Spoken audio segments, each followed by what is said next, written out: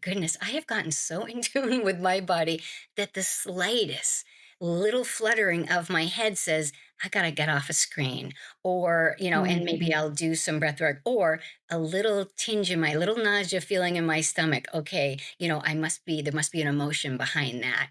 And I will do vagal stimulation is great for anything in your digestion. So I'll start, doing some humming and things like that. So I know that these are right on hand, these tools that I have, and I use them on the spot. One of the hardest parts of recovery isn't just getting better, it's what happens along the way. Because you start to make progress, but then fear creeps back in because symptoms start to flare and you're left wondering like, am I moving forward or am I actually moving backward?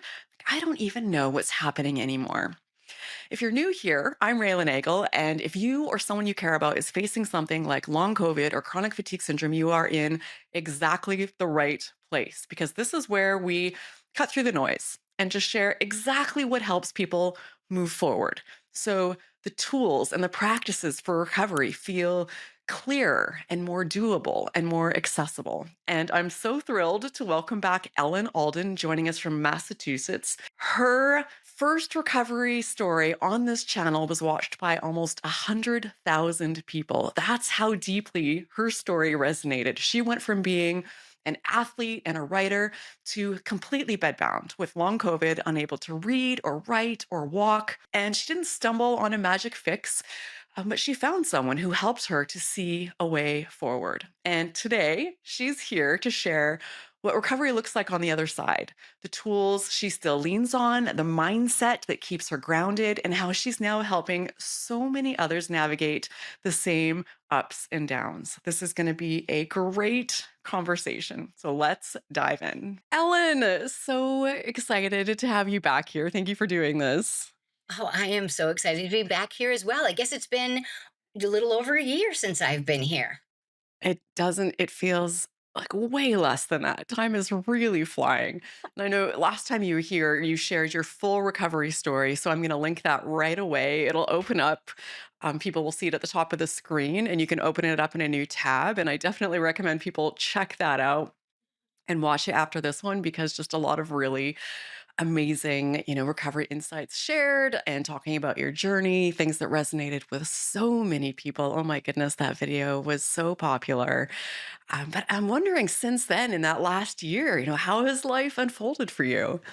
Well, it was interesting. I just wanted to make sure that I could, kind of jump right back in. So I Mhm. actually rewatched the video and I saw, that was right on the very tail end, right when I was beginning to be more regulated, be in more of a recovery space. So, and at the time I thought, oh, the biggest things were, of course, reducing stress in my life Mhm. and changing my mindset.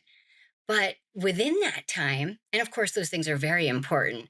I've also decided in this, the year since then to take a deep dive into what other factors might have helped my recovery or helped the Mhm. people that I'm working with. And so it's been really cool to sort of take me as a person that's recovered and kind of unravel it and see where the pieces were that got me to where it's kind of like going backwards in time and seeing what led up to this, and also people that I'm working with that have recovered. And I have found a few different type of insights that I missed the first time that I didn't even know existed. And the first was I really was going into what on earth was the root cause of this, post-viral syndrome. Why do Yeah. some people get it and why do some people don't?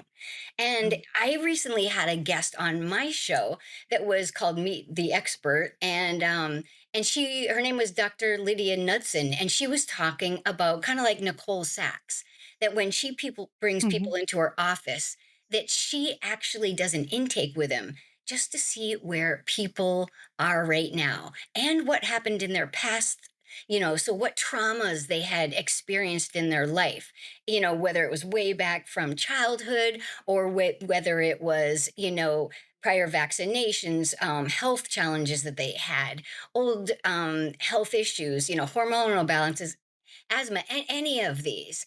And she called that a rain barrel. And she said all those would be in your rain barrel, just like Nicole Sachs calls it something else, and so just all the stressors that have built up over Yeah. time. And she just says, yeah, that's what she how she measures it, and how full your rain barrel or your bucket is really what it, when the COVID, either vaccine or the virus comes in, how much over spill there can be, how much of the dysregulation of our autonomic nervous system happens, how we could be thrown into fight or flight, because we were just about at the tip of our, Yeah. amount of, danger threat that our body could take anyway. So it really, she believes, dysregulated the nervous system as well as the autonomic nervous system. So, for me, it showed up in all those. I was diagnosed with microclots and autoimmunity, endothelial damage, and small fiber neuropathy, all of these. Wow. And so it really kind of showed me that, yeah, I felt like it was my experience of that. So I hadn't really known exactly what might be, one theory is of how you can get better. And so I thought, okay, well, then I'm onto something, because the techniques that I do with the clients that I work with are, calming the nervous system. Luckily, I'm an Mhm. NBSR teacher, so it came really easy for me. It was already in my wheelhouse to do meditation, to do the breath work with people, to do, mindfulness and the vagal Mhm. stimulation techniques. All of these things helping with that dysautonomia, and I really thought that that was, I was really happy that I was, doing something already that could probably help. But then I realized, regulating the nervous system is really just one part of it. Mhm. There's other parts of it too, which I think were really important. And that was because I noticed, even after I had regulated my nervous system, I did the breath work, if a thought popped into my head, like, yeah, but Ellen, what if you never get better? And I was like, it Mm. might pop me right back into fight or flight.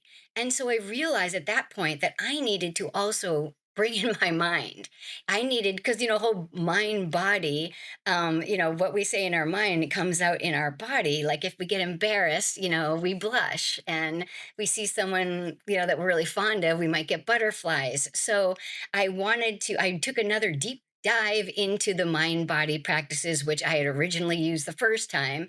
Those books of John Sarno's, the Pain Reprocessing Workbook by Vanessa Blackstone, Think Away Your Pain by David Schechter. Oh my gosh, they can't find anything wrong, by David Clark, The Way Out, Unlearn Your Pain, all of them.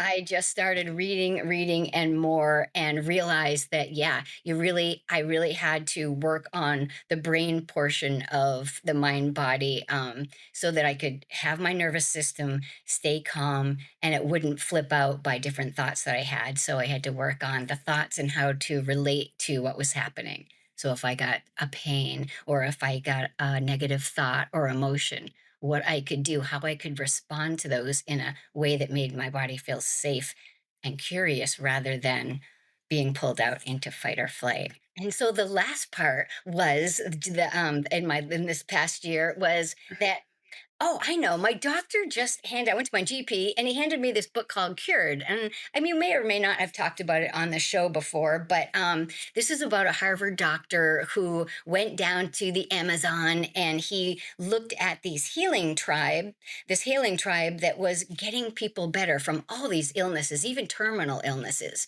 And he wanted to know how this was happening.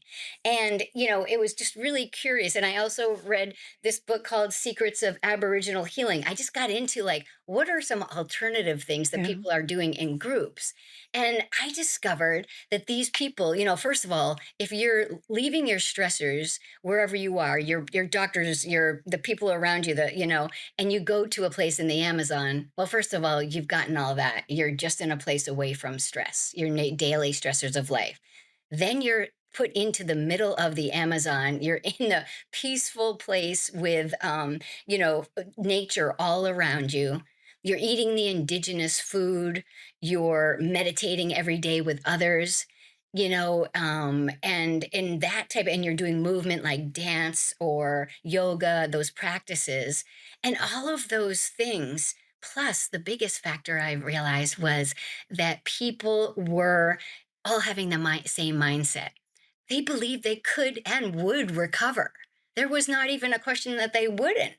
So Yeah. that mindset alone and being in community was the last factor that I used to create my new program, which I'll talk about later. But I thought it has to be community based because walking with one another, supporting each other, not having a sense of belonging and not feeling so isolated was just such an important part of recovery. That's fascinating. And I love the deep dive you've done on so many different angles around health and healing.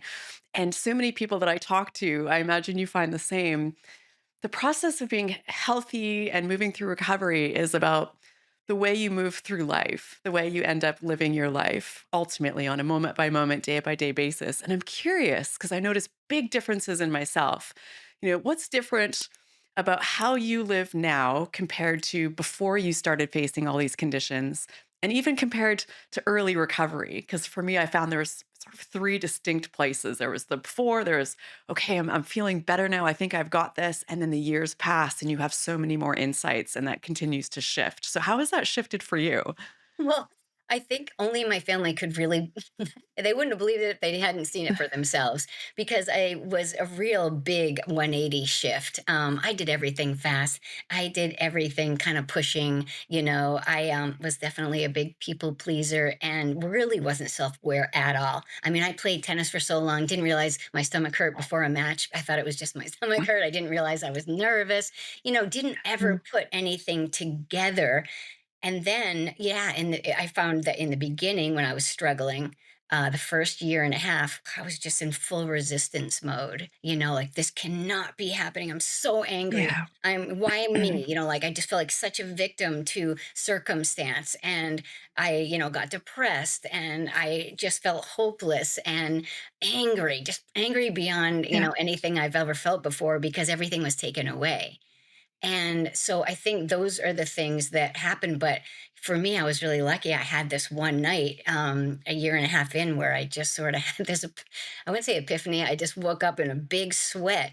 And I just realized, hold on a second. I think I'm going about this in the wrong way. And I don't know if that was some like spiritual thing. I'm not sure. But I realized right then and there that wait a minute, I think mindset might have something to do with this. All day, I'm focusing on how sad I am, how scared I am, how debilitated I am. And I keep getting that every single day. It keeps, I'm staying in that. But I wonder what it would be like if I changed my mindset and said, wonder what it would look like to be a little healthier or to focus on a future that didn't look so bleak. And I did that just a little bit at a time, and I used visualization, visualizing myself what I would look like if I was better, climbing the mountains that I love to do and riding my mountain bike, playing tennis. And even though I was still in bed when I was visualizing this, it at least gave me some form of roadmap to what I could be possible. And as soon as I opened up even the idea of possibility, it seemed that little increments were getting better. It wasn't fast, but I would, reframe thoughts when they'd come in of, oh, I can't, to, well, maybe I can. Maybe it is possible. I'm broken. What if you're not broken? What if you're whole? All these little things that would come into my brain, and I would just kind of sit with them and say, are they really true? And by the way, are they helping me get to where I want to be? Or are they keeping me, going on the same path to nowheresville or to the dead end? And so once I was aware of that, of those thoughts coming in, and that I had a choice, just like being on a fork of a road, I could either go one way that was the same way, but it wasn't helpful, or I could take a new path. And, that's kind of like creating those new neural pathways toward what I wanted more of.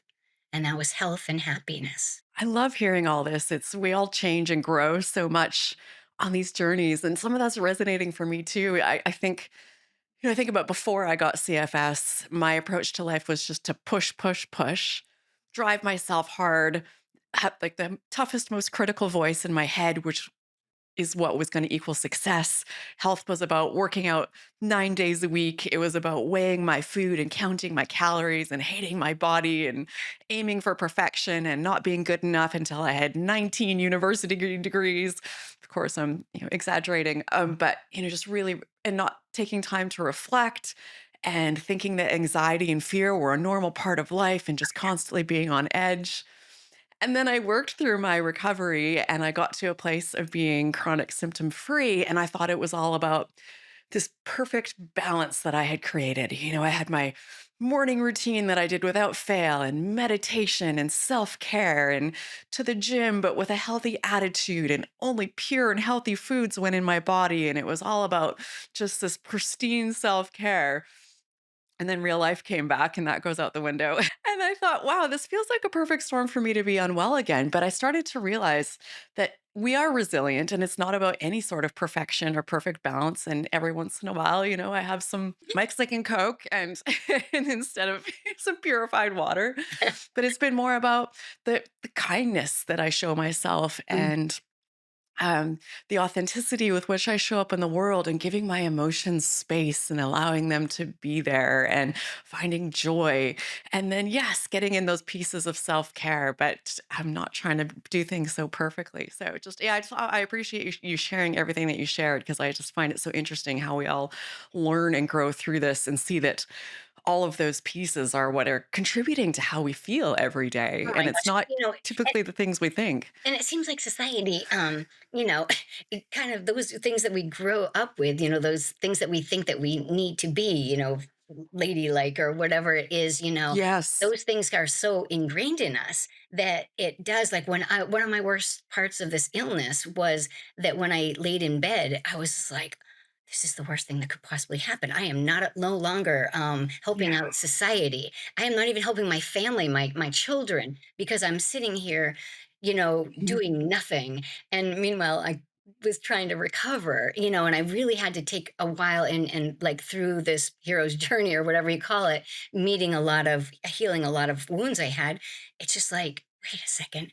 I was doing the best thing I possibly could by healing myself so that I could show up for other people and forgiving Yeah. myself and having compassion for this fact that I was flat in bed. And instead of feeling shame for that or guilt for that, it was like, no, I was doing the very best thing that I could. So, yeah, I learned to be a more authentic person. I learned to not take things as nearly as seriously as, like when Yeah. I play tennis, like, oh, I got to crush that person. What's the score? Yeah. Wait a minute, we don't have it. Now you should see when I play, I'm just like, look at the sunshine. Like, how are you today, opponent? Before I didn't even want to know their name, I just wanted to beat them. And so different. I just appreciate things so much more. And I'm really about the Yeah. enjoyment of things and days and moments so much more than rushing or, skipping over them. And, now I've really paused to like smell the coffee. Yeah. And I love that you mentioned the emotions too and the anger, because I think that's a really important part. And when I was going through some of my toughest years with ME/CFS, I remember there was a guy who lived next door. He was overweight. He seemed to perpetually be on his driveway with a drink in one hand, a cigarette in the other, like working on his motorcycle. And he seemed to have such a better quality life. I'm like juicing wheatgrass and meditating, and not a bite of anything organic doesn't go into my mouth. And I was just full of rage. I'm like, it's so unfair, the injustice here of everything I'm doing to take care of myself. But I didn't even feel like I had the right to even have that rage because I thought, oh, that's bad of me to be judging other people. And I don't want bad things for them either. But just Oh, acknowledging no. the roller coaster of emotions that we go through on these journeys, the grief, the anger, the all of it. It It's, it is it is definitely like the 5 stages of grief, and I actually yeah. felt that in real time when I was the same as you. I would be in my car, going for a ride instead of, like, walking to I live kinda near the beach. I live in Manchester by the sea, and so it was just one of those things where everybody in this town is active. This is the summer. Yeah. Everybody's either got their surfboard or their whatever, they're running, jogging, and I would go by in my car, and I'd just be like, I can't stand you. I can't stand you. Yeah. And it was so unhealthy, but I couldn't. And I'd cry and I'd just be, but then, Raylan, going a little bit further, I would do that same drive and I would say, look at these people. And I'm like, somehow I could find a little bit more acceptance and I'd say, well, I'm happy you get to do this. I'm happy Yeah. you're having fun. Look at the kids there. And then later on, this was the best part of my whole, I knew I was getting better then, is when I said, I drive by and see the same group of people and I'd be like, I'm going to be you actually someday. I'm going to be just like you having Yeah. fun. And I knew then that my Yeah. mindset had already shifted to, I don't hate you anymore. I don't, I'm still, I'm happy for you, but also I want to be like you because I've had enough faith and trust in my body that I could get there. Yeah, and I know that there are a lot of great tools that you've used to help you get there, a wide variety of things like breath work and yoga nidra and vagal stimulation and cold plunges and parts work and so much more. And these are all really great things. I'm wondering which of these are still a part of your life. Are there things that you still practice daily or weekly and why? Which ones have stuck for you? Well, yes, actually, those were the things. And right now, I can really bring those in when I get the smallest inkling. Remember, I told you I was not in tune, neither were you, like with our body. Yeah. We would, right, stay up all night, do all nighters so that we'll Yeah. do okay on the test. We will, run marathons and, back to back so that whatever it was. But now, oh my goodness, I have gotten so in tune with my body that the slightest little fluttering of my head says, I got to get off a screen, or, and maybe Mhm. I'll do some breath work, or a little tinge in my little nausea feeling in my stomach. Okay, there must be an emotion behind that. And I will do vagal stimulation is great for anything in your digestion. So I'll start, doing some humming and things like that. So I know that these are right on hand, these tools that I have, and I use them on the spot so that I don't get. So, I'm happy that I'm past the point of a big flare up or crash, or POTS or MCAS, all the big things that I had. But right now, there's maintenance, I'm in a Yeah. maintenance program of keeping that and knowing what gets me there. And it's these practices, it's doing the brain retraining. When a thought comes in that says, oh no, I'm scared about that. Wait a minute. Let's look at this another way. Ellen, are you catastrophizing? Is it even true what you're thinking, or is it just because I'm very prone, I don't want to go back to my old habits of going straight to, the worst case scenario. And it's really cool because the science is behind it. The more and more you do these, you practice and you shift your, thinking just a little bit. My default mode has gotten so much more pleasant. And like, I'll be thinking about going on a plane. And it used to be like, oh gosh, what it's gonna, I'm gonna get turbulence. I'm gonna, something's gonna go wrong. We'll be Yeah. late.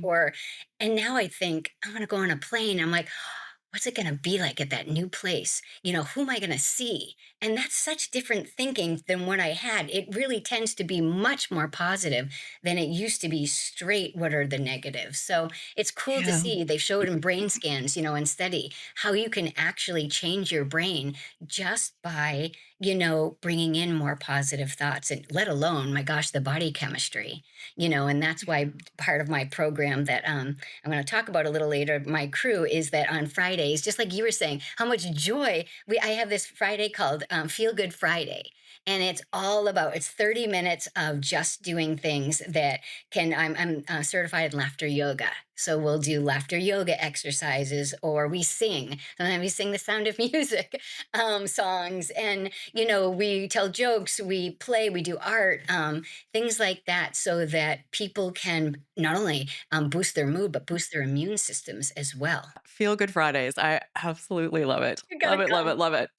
I'm thinking, there's been a lot of new people joining the channel here lately, and unfortunately, a lot of new people in the world who are coming down with long COVID and these conditions, and many people who have been here watching for a long time and are really well informed on these topics. But I'm curious because you've gone from being the one, looking for answers to now coaching other people. And specifically, what do you notice people need most in those early stages of recovery or when they're just starting to learn about these tools to move past this? Well, I think they need some form of community because I didn't have that. And boy, do I wish I had one. I think you probably would say the same. Yeah. they Mm. need, so this is, part of why I created the program that I did. All I wanted when I first got sick was to have people that understood me, that I wouldn't have to explain to them. They wouldn't understand anyway. And then I wanted expert information. And that's why I found your channel. It was actually doctors explaining this, and, Yeah. all types of doctors too, mind, body, every step of a doctor you've had on there. And so I really wanted expert information, not opinions, not this, Yeah. and even the medical advice that I was getting on just one part of it. I wanted someone who was looking at the whole picture. And so I think that was something that is just invaluable, is information that's correct, so that your mind doesn't go into that what if, trying to figure out, because the worst part is uncertainty. The worst part of long COVID is that you're given kind of a diagnosis, but no treatment Mhm. or cure. So then you start to go into your own, head. But when you get the information from you and your channel and other channels, then it's like, okay, this is workable. Okay, people are recovering from this. Yeah. Okay, this isn't a life sentence. That's everything right there. So a community, experts, and then my program has daily practices, not even just weekly. It's daily practices so that you can keep up with the consistency and practice, because it is not done overnight. Brain retraining, you don't get new neural pathways to flare, like overnight. You got to go over them, over and over again until they're the well groomed path, and same with the breath practices. You won't regulate your nervous system overnight. It's been pulled out into fight or flight, and it's going to want to keep going back there unless you just keep working on it and letting our body know. I think this was one of the people you had visiting, that stillness is safe, that Yeah. quiet is safe. And by the way, I never knew that myself, because I had a history of anxiety. So it felt even doubly unsafe. A, I have this, long COVID, and B, I was never felt this was safe anyway. So I've just, one thing is just that, like, if you're like me and you have a really hard time with anxiety and having a hard time with some of the practices, sitting down or meditating or lying down in any of, for a body scan or for yoga, I just moved. I got up and I opened my eyes and did walking meditation. And because I just couldn't sit still in the beginning, I was too anxious. I needed to move my body. And so it still works just as well as someone sitting there in meditation. But sometimes I can be more approachable in the beginning for somebody. Yeah. And I love that we have communities now that you can be a part of that are optimistic and recovery focused. I know when I went through my journey, I tried looking for it. And this wasn't so long ago, but it was really challenging to find. I found a lot of negativity online. I found a lot of, you're never going to recover. I found spaces that I'm like, I want nothing to do with this. So I worked as hard as I could to isolate myself as much as I could from anyone going through this. But I craved so badly just being able to look someone in the eye who understood what I was going through, because I felt so alone, even though there were millions of people facing it in the world. So I think you still need to be very careful and selective, because not all spaces are created equal, but there's so many great spaces now where you can find that support, and where you show up and you have those conversations and someone says, I washed my hair by myself today, and then it's a standing ovation, like people get it. Yeah, those small victories are everything. They really, really are. And people can make the connections for why they're making that progress. So I love that your program incorporates that. So you mentioned your myCrew program. So what inspired you to create it, and what is it? What does it look like? And what are you seeing in the people who participate in it? Yeah. Well, first of all, I saw all those spaces as well. And when I was going through, and I was like, nope, that one's not for me. Oh, that's definitely triggering for me. Yeah. Some of the even hospital ones, because they were so technical and so medical, and it just didn't resonate with me.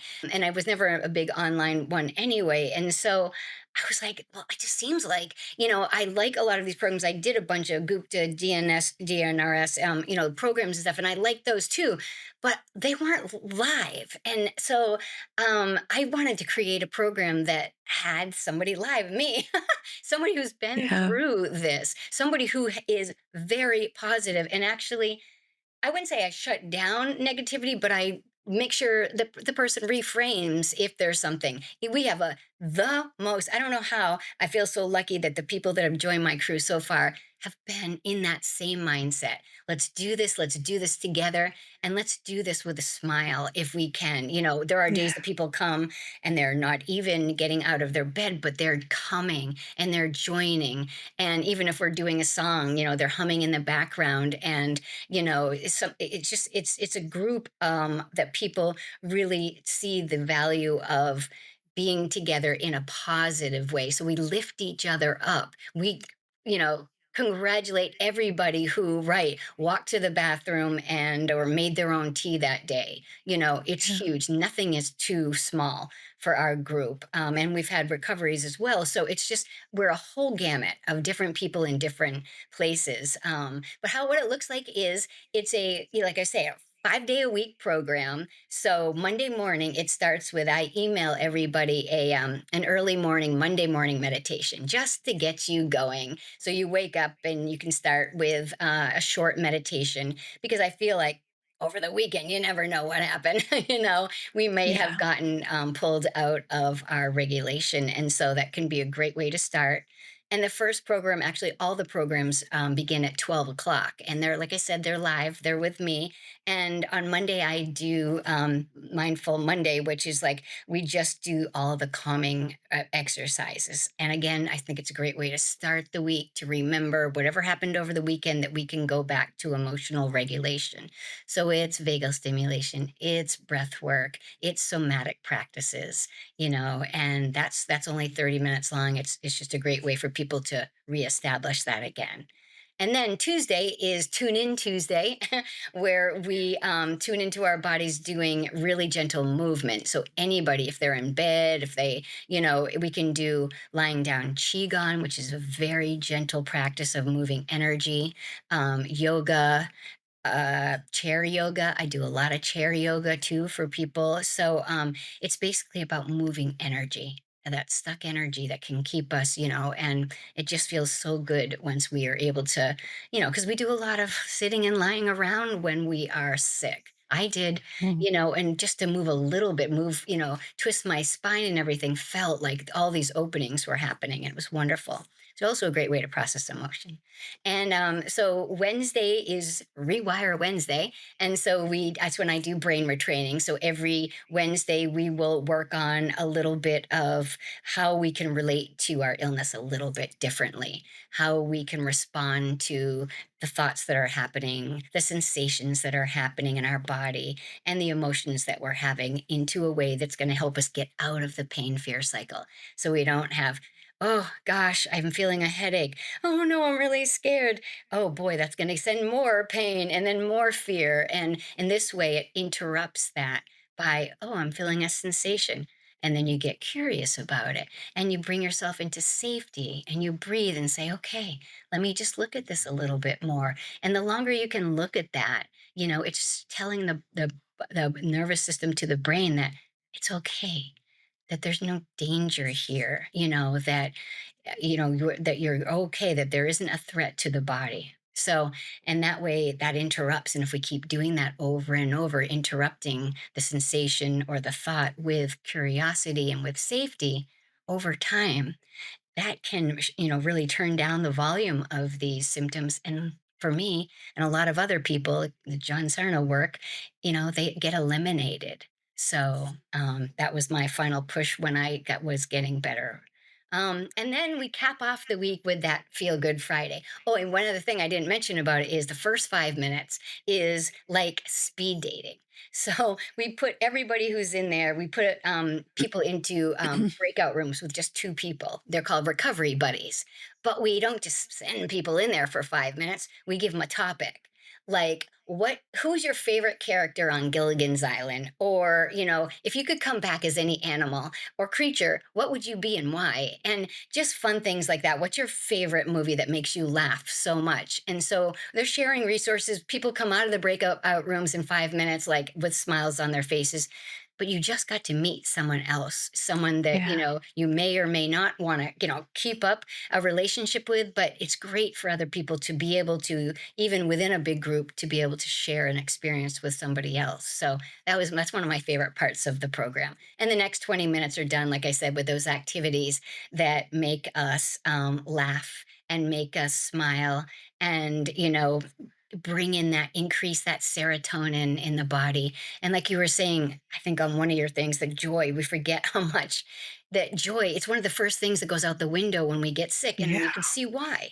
It's like not easy, but it also can be one of the best things to help you get out of the situation. So those moments of awe that people have outside when they see a Mm. sunset, or all these things can be so helpful, and especially all the chemistry that it creates in your body, those happy hormones, the oxytocin, and things that can really put your body in rest and digest and help you get a little bit better. Yeah, I'm curious how, because I know you said that your recovery really shifted when you stopped resisting and realized that you weren't, broken, which can be a challenging thing because these conditions come with very real, intense physical symptoms.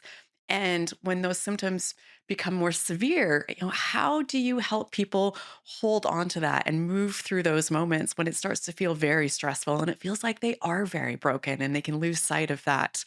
That feeling of I'm okay. Not even I'm going to be okay, but I'm okay now. I mean, that's a great, great point, because what if I'm just not up for anything because my Yeah. migraine is, and I know this so well, blasting. The only thing I can do is put a face mask on, an eye mask on, and that is what I recommend. I recommend it when you are activated, very activated, or when you are feeling even just thoughts that are pouring out. But when your symptoms are just between anything from a 5 and above, that really there's not much you can do Yeah. besides getting yourself into a soothing position, a soothing technique. And that is, if you can get your legs up the wall, stay there.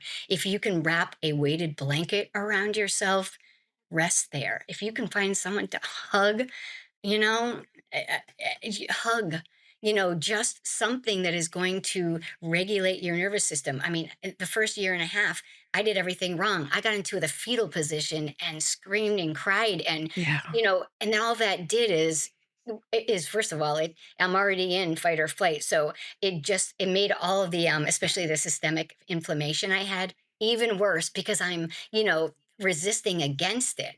And so everything hurt even more, and it just got my whole mind, really thinking terrible thoughts. Instead, I try and tell people, I have a bunch of meditations for when you're going through a flare up. And I just say, maybe if someone can put those on, it's very gentle. It's got, really lovely music, or any type of music that's really great for you, or a no yoga nidra, or if you could go for a little walk in nature, but putting something on that is going to have you, open your body, if you can release some of the tension, because even though everything in your body wants you to be in protective mode, if you do make a little space, it won't be as long, and it won't be as severe. And I'm not saying that that's easy to do, because I did it wrong for a year and a half and I suffered. But when I learned to Mm. take, to let it flow through me, I always said to myself, this is temporary. I know it's, I'm be full crying. This is temporary. I'm going to cry now. um, I know I'm going to get through this. Everything Yeah. hurts and everything. It doesn't feel like it right now. But, and I used to say to myself, I'm going to go on, your channel or something, and people are recovering. Why can't it be me? Why Yeah. can't, oh, Raelan, what did you do for me? It's like going back to that place is just really hard. It's tough. And when It's I really tough. people and see people where I was too, it's just, it's heartbreaking. But I always just say, like, we can be put in really hard positions, but, nobody can take away our peace inside. Nobody can take away our thoughts of, this can get better. This can get better. It's like that Viktor Frankl quote, nothing can be taken away from a man but his own. Now I forgot the rest of the quote, but it's just like you can't, we still can choose. We still have the ability to choose. And so are we going to choose, confining ourselves with this, I'll never get better, I'm hopeless? Or can we even say, this is really uncomfortable, this is really hard, but I've seen people get better. I know people can get better, and I can believe that I can get better as well. Yeah. It's one thing if I could go back to the start of my recovery journey, if I could have just told myself this one thing. I just wanted to know that I'd be okay because it really didn't feel like I was going to be. And that made every day terrifying. So if I could have just known, you're going to be okay. And the path to being okay isn't going to be recovery boot camp. It's going to be about kindness. Mm. It's not going to be driving yourself, working hard, super disciplined. Of course, there's work to be done, but it's going to be okay. And the path to getting there is going to be a path of self compassion and kindness. And I think that just would have lifted a building off my shoulders because back then it was just fear and terror and driving myself harder and the unknown, the uncertainty of it was just, And the outcome. I mean, I wanted an yeah. outcome and I wanted it when I wanted it. And, Yeah. and I had trips Mm, booked. Like, no, that cannot happen. It was, 6 months from now, it's my birthday. I'm planning a banger. Like, and then yeah. it didn't come. It was the most upsetting thing. So another, thing I think is like not thinking about an outcome necessarily, because that just puts Yeah. more pressure on us. Yeah. It's more like, I'm so happy when I can go do one more thing, Yes. being in that moment. Oh my gosh, today I was able to go visit with a friend. Like those types of things rather than the big, I want that's, and people always ask me, and I'm sure they did with you, are you fully recovered? How do you know? Yeah. It's like, well, there aren't any biometric right now there. I don't know, like, what, but how do I feel? I can do the things I want. I can, enjoy the people. I can work. I can travel. I happened to climb Mount Rainier, which was like mind blowing for me, but it's one of those things that I don't need to put a label, nor are there for long COVID Yeah. biomarkers that say you are, but I do know how to manage myself if if things start to come back, like little warning signals, and so I think that's the difference. I would never, put a yes, I'm 100%, in there because I don't think it's necessary. Yeah, and I think because we always want our nervous system to keep giving us little warning signs. We never want it to stop working. And for me, recovery is being chronic symptom free. So I might have little symptoms come up, but I see them, I hear them, I say hello, I know what to do about them. I know how to get them to go away. So I can still work, I can still travel, I can still work out, I can still live my life. So yeah, it's a challenging thing because when you come through, you start to think every little symptom that comes up, like, oh, wait, is it back? It's like, no, we're always going to have symptoms, but Yeah. you're never going to be stuck there again. You're never going to be stuck in that chronic Don't need symptom world to talk again. about them, right? And Yeah. what I say to myself is, "Oh, there we go again." There it goes again. And whether it's a rash or it's a this, but it's the way I respond to it. Like you said, hello, Mm. and there it goes again. Instead of, oh my gosh, and that just is a very different signal from our nervous system to our brain. Yeah. And it's a challenging thing. And it's something that I'm working to talk about more here on the channel because we all go through it. So we get to this place of nearing full recovery or whatever we want to call it, and we're expanding activity. And I know you've talked about using exercise again after a long time and managing the fear around it. So, what advice do you have for people who feel scared, understandably, to expand activity and start bringing back in more and more of their normal activities into life? Yeah, well, that's a great question too. And I use a thing called sandwiching, which is beforehand, before I went to go do something, and it was usually was my bike in the beginning.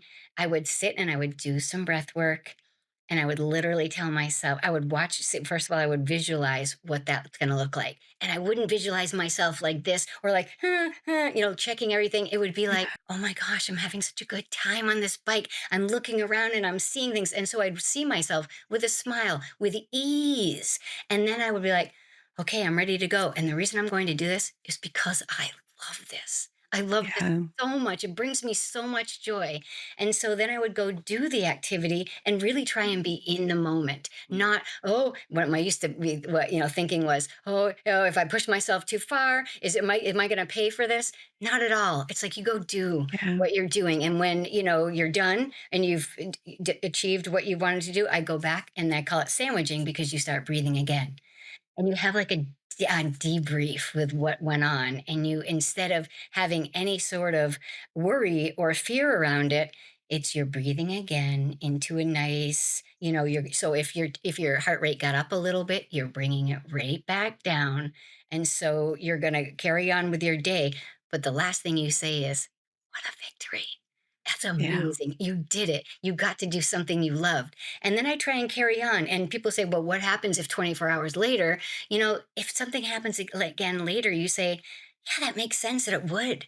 Yeah. I was kind of expecting that. That it did. I expanded my bandwidth just a little bit, and that was amazing. I did it Yeah. because it felt, it feels good because exercise is something that I love. We're not talking about going to run a marathon like you do. We're talking about expanding Yeah. just a little bit. If Hmm. you were running or walking a mile, it would be a mile 1.2, and then 1.3 once you've got that. But if you do find that there's a little bit of an uptick, the day after or however long after, it was always, yeah, that makes sense because, as Miguel likes to say, you're expanding your bandwidth and also recalibrating. Yeah. Your body is recalibrating, your nervous system is recalibrating, and every time you respond with that calm, it's telling it that that real calibration is okay, that that exercise was okay. It's not scary. It's not a threat to the body, and so that it can, over time, you keep doing that and you'll be able to progress a little more and progress a little more. But if we freak out at a little bit of a flare up, then that is going to frighten the brain again and it's going to think that you're in danger and send out, more symptoms. So I say, my thing has just been, and I've worked with some of this too, is just the sandwiching before a little breath work, get yourself psyched up for it, do the exercise, come down with the breath work, and then be really proud of yourself. Even write it down. That's a victory. I love that. I love that so much. And it's such a big turning point for me and so many of the people that I talk to is that, yeah, some symptoms might come up and that's okay. It doesn't mean that you're not getting better. It doesn't mean that you're not going the right direction. They're unpleasant and no one wants them, but they're like, okay, yeah, I expanded a little. Congratulations. Good job, me, for trying to do something a little bit more today. My nervous system pushed back a little bit. I'm just going to be like, yeah, it's fine. It's putting on a little show, but I'm all right. And the more you do that, the more it takes for those, symptom flares to come on. And you can do more and more and more. And just understanding that sometimes you have to feel a little bit worse on this path to getting better. And that's just a part of how it all goes. And it's okay. Yeah. Yeah. Yeah. And I know you have the also talking to the symptom too, and that's really, or talking to your brain, and that's helpful too. Like, I'm okay, you don't need to protect me, and that can be helpful too. I'm okay, this is temporary, and thank you for Yeah. protecting me, but I'm Yeah. Everything's okay. okay. So Yeah. for people who are listening to this and like, yes, this all resonates. I definitely want some more of this in my life. What in addition to your program, or what's the best way for people to reach you or learn more? What resources do you have available for people? Yeah, well, like I said, this can be, accessed anywhere in the world. So my crew is open. We would love to have you. Normally I would never talk price, but it is only $20 a month. And I wanted to keep my Wow. price as low as I possibly could, just so that more people could have access to it, since I Wow. know that, along with, chronic illness, it's not cheap. And we know that, right, Raelan? Chronic Yeah. illness is not cheap. So, yeah, and so it is reasonably priced, and so it's, and it's the 5-day week live program. So even my guests that come on Thursdays, that meet the expert. Oh, Raylan, you're coming in October. Yeah, it's they're coming live. Well, as live as she can be. But it's really great because at the end, 15 minutes, people can ask you questions. And what I love Yeah. about that is when I have an expert like Howard Schubiner or David Clark or Sanjay Gupta, people can actually, who would actually get access to these people. It would be very hard. There's long waits for everybody. But Yeah. in on my channel or my program, you can actually ask the person questions right then and there and get your answers. So it's just a little bit different than some of the other programs because everything I do is live so far. This is absolutely amazing, Ellen. This is incredible what you're putting out for people and making it so accessible and so affordable. I can't even imagine the ripple effect that you're having. I just adore you. I appreciate just how you show up for people, and you're just such an incredible person. Of course, this is all linked in the video description, so people definitely take a moment and just click through what's there and find a way to get some more Ellen in your life because this is pure magic. So thank you for being here and just thank you for all that you do. Thank you so much for having me. And I just want to say good luck to everybody in their recovery. It's possible. Yeah. Don't give You up. can do this. You have got this. You have got Yes. this. All right. Thank you to everyone who's watching. I'll link up again here Ellen's other interview from when she was here last. Such great stuff there. And hope to see you all in that next video. Bye, everyone. Bye.